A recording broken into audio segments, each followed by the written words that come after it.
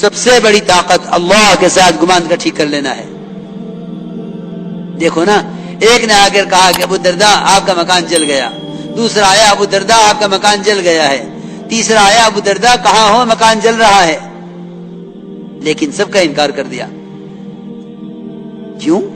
اس لیے کہ ایک طرف نظر ہے، ایک طرف خبر ہے. جو کچھ دنیا میں ہو رہا ہے وہ سب کا سب نظر ہے، اور جو کچھ اللہ کے رسول نے فرمایا ہے وہ سب خبر ہے. جو خبر کو یقینی سمجھیں گے نظر کے مقابلے میں، وہ خبر سے فائدہ اٹھائیں گے، نظر سے نقصان نہیں اٹھائیں گے. اور جو نظر کو یقینی سمجھیں گے خبر کے مقابلے میں، وہ نظر سے نقصان اٹھائیں گے، خبر سے کوئی فائدہ نہیں اٹھائیں گے. خبر سے کوئی فائدہ نہیں اٹھائیں گے. ایک طرف نظر ہے اور ایک طرف خبر ہے. اس لیے میرے دوستو عزیزو، نظر کا انکار کرنا ہے خبر کے مقابلے میں. یہی تھا ابو درداء رضی اللہ عنہ کا کہنا کہ ہاں میرا مکان کیسے چل سکتا ہے جب اللہ تعالیٰ نے مجھ سے وعدہ کر لیا کہ جو یہ دعا پڑھ لے گا اس پر کوئی مصیبت شام کو پڑھ لے گا صبح تک نہیں آئے گی، صبح کو پڑھ لے گا شام تک نہیں آئے گی. مجھے یقین ہے کہ اللہ میرا مکان نہیں جلاویں گے. اللہ نے مکان نہ جلایا کہ میرے بندے کا میرے ساتھ یہ گمان ہے، میرے بندے کا میرے ساتھ یہ گمان ہے.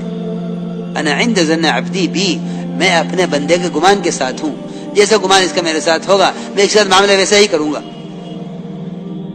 اس لیے میرے دوستو عزیزو، جیسا ایمان ہوگا ویسا گمان ہوگا. انبیاء علیہ السلام کے واقعات اور صحابہ کرام کے ساتھ اللہ کی غیبی نسبتوں کے واقعات، ان کا بیان کرنا یہ دلوں کے جماع کا سبب ہے. تیسری بات یہ ہے کہ ایمان کو ایمان کی علامتوں کے ساتھ بیان کیا کرو، کہ ایمان کو ایمان کی علامتوں کے ساتھ بیان کرو. ایمان کو ایمان کی علامتوں کے ساتھ بیان کرو. ایک صحابی نے پوچھا، کیونکہ اس کے بغیر تربیت نہیں ہوگی، ایک صحابی نے پوچھا حضور اکرم صلی اللہ علیہ وسلم سے کہ یا رسول اللہ ایمان کسے کہتے ہیں؟ آپ نے فرمایا جب تجھے نیکی خوش کرے اور گناہ غمگین کرے جان لے کہ تو مومن ہے. جب تجھے نیکی خوش کرے اور گناہ غمگین کرے جان لے کہ تو مومن ہے. اذا سرت کا حسنتک وساءت کا سیئتک فانت مؤمن، کہ جب تجھے نیکی خوش کرے اور گناہ غمگین کرے جان لے کہ تو مومن ہے. میرے دوستو عزیزو، ہم میں سے اگر ہر ایک ذرا سا غور کر لے اپنی حالت پر کہ اس کو نیکیوں سے کتنی خوشی ہوتی ہے اور گناہ سے کتنا غم ہوتا ہے، تو یہ خود ہی فیصلہ کر لے گا اپنے ایمان کے بارے میں. اس لیے وہاں ایمان کی خصلتوں کا سوال تھا کہ ایمانی خصلتیں کیا ہیں. ایک جماعت آئی آپ کے پاس 7 آدمیوں کی جماعت تھی. حضرت نے حیات الصحابہ میں حدیث علقمہ کے نام سے اس روایت کو نقل کیا ہے. جماعت آپ کے پاس آئی، آپ نے پوچھا ما انتم، تم کیا ہو؟ یہ فرمایا کون ہو؟ ہم میں سے کوئی ہوتا تو آگے بڑھ کے تعارف کراتا کہ ہاں میں تاجر ہوں، ہاں میں وزیر ہوں، ہاں میں صدر ہوں، اور اتنا ہی نہیں بلکہ فخر کرتا اس پر. آج کوئی کہنے والا نہیں ہے کہ میں ایمان والا ہوں، کیونکہ انسان کی فطرت ہے، اس کا مزاج ہے کہ جس لائن کی محنت کرے گا اسی لائن کا کہلایا جائے گا. جتنی نسبتیں قائم ہوئی ہیں نا دنیا میں، وہ ساری نسبتیں صرف مقصد کے بدلنے کی وجہ سے قائم ہوئی ہیں.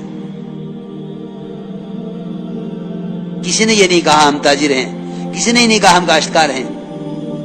سب نے ایک آواز ہو کر کہا کہ یا رسول اللہ ہم سب کے سب ایمان والے ہیں. آپ نے فرمایا تمہارے ایمان کی کیا علامت ہے، کیا دلیل ہے کہ تم مومن ہو؟ انہوں نے عرض کیا کہ ہمارے اندر 15 خصلتیں ہیں. سب سے پہلی بات تو یہ ہے کہ 5 چیزیں ہمیں آپ کی جماعت نے آ کر سکھلائی ہیں کہ ہم ان پر یقین رکھیں، ان پر ہمارا ایمان ہے. پہلی بات یہ ہے کہ ہم ایمان لائے اللہ پر. اس کے فرشتوں پر، اس کی کتابوں پر، اس کے رسولوں پر اور آخرت کے دن پر، اس پر ہمارا ایمان ہے۔ آپ نے فرمایا وہ 5 باتیں کیا ہیں جن پر تمہارا عمل ہے؟ عرض کیا کہ آپ کی جماعتوں نے آ کر ہمیں 5 باتیں وہ سکھلائی ہیں جن پر ہمارا عمل ہے، کہ ہم سب سے پہلے گواہی دیتے ہیں اس بات کی کہ اللہ کے سوا کوئی عبادت کے لائق نہیں، اور محمد صلی اللہ علیہ وسلم اللہ کا بندہ، اس کے رسول ہیں، اور نماز قائم کرتے ہیں، زکوٰۃ ادا کرتے ہیں، رمضان کے روزے رکھتے ہیں، بیت اللہ کا حج کرتے ہیں۔ یہ 5 وہ ہیں جن پر ہمارا عمل ہے۔